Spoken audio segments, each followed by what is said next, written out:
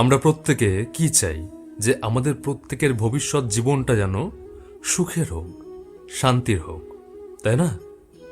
তো ভবিষ্যৎকে সুখের বা শান্তির করার জন্য আমাদের কি করতে হবে? টাকা কামাতে হবে। টাকাই কি সমস্ত সুখের চাবিকাঠি? একদমই নয়। তাই তোমরাও যদি চাও তোমাদের ভবিষ্যৎটা সুখ বা শান্তির হোক, তাহলে বর্তমানে দাঁড়িয়ে প্রত্যেকটা মানুষের জীবনে সুখ এবং শান্তির কারণ হও।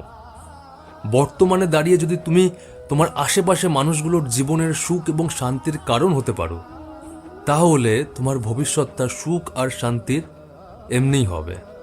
একটা কথা মাথায় রাখবে যে আমি যদি আজকে কোনো নিমের চারা বপন করি, ছোট্ট নিম চারা যদি আমি লাগাই, আমি এটা এক্সপেক্ট করতে পারি না যে সেই গাছ থেকে 4 বছর পর 5 বছর পর আমি মিষ্টি আম খেতে পারবো।